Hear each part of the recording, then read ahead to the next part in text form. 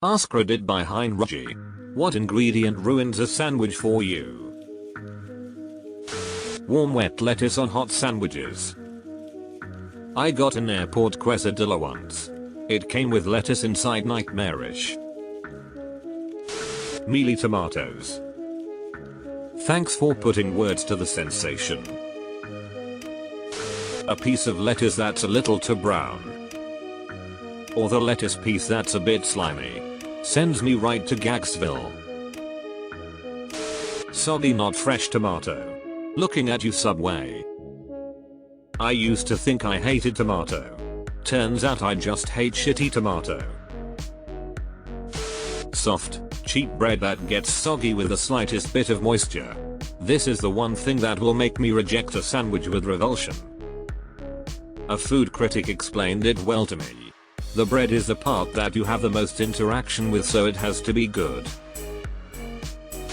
Huge pieces of meat that when I bite, instead of cutting and eating a piece, I eat the whole thing and the rest of the sandwich is left meatless.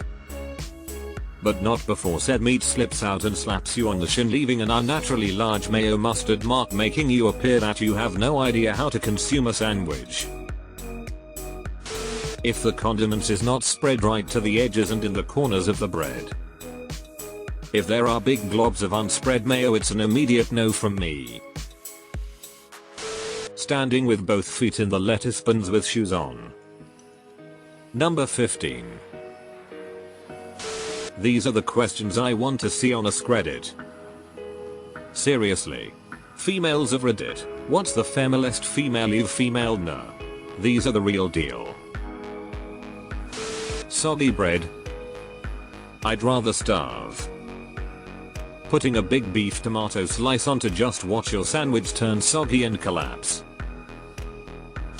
Sand. Yeah, gravel is the way to go. Larger chunks.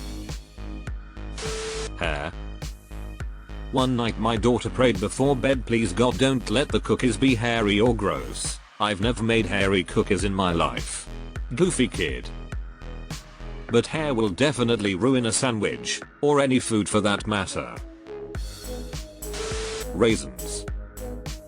Old people always trying to sneak raisins into everything, but I've never heard of it in a sandwich. Sounds fucking awful. Unless making a grilled cheese, I can't handle the crappy white bread that mushes to the roof of your mouth. Nasty and can't hold anything together. Grilled cheese is the exception. BC the toast ones hold everything together and eliminated the mush. I pre-toast my garbage bread, then spread a condiment on it. It makes the whole sandwich a lot better than untoasted white bread. Lack of sauce. Dry sandwiches are the worst. A key component to a technical sandwich is known as the moistening agent. Very thick tomatoes. Homegrown tomatoes are so good, so much flavor, I can eat them like an apple, lol. Grocery store ones just taste like water, tap water, lol. Sweet pickles. Dill or nothing. On a side note, YTF is sweet relish always the only option for hot dogs and brats? Dill pickles is standard for burgers, why isn't dill relish standard for dogs and brats? Celery. Only heathens add celery to sandwiches. I don't know anyone on the planet who puts celery on a sandwich. Lots of us eat it on the side though. Miracle Whip. For years I thought I hated mayonnaise. Turns out I just hate Miracle Whip. Too much tomato makes it unbearable for me, especially when it gets wet and eventually soggy. Man. All the edible stuff in this thread is what I love about sandwiches. For me, it's if there's way too much meat. When it's like they cut a pound of meat and put in between two pieces of break with no fixins. That's not a sandwich to me, that's biting into that big chunk of deli meat. Totally agree. I need a good ratio of all ingredients, not just a flappy pile of loose meat. Too much mayo.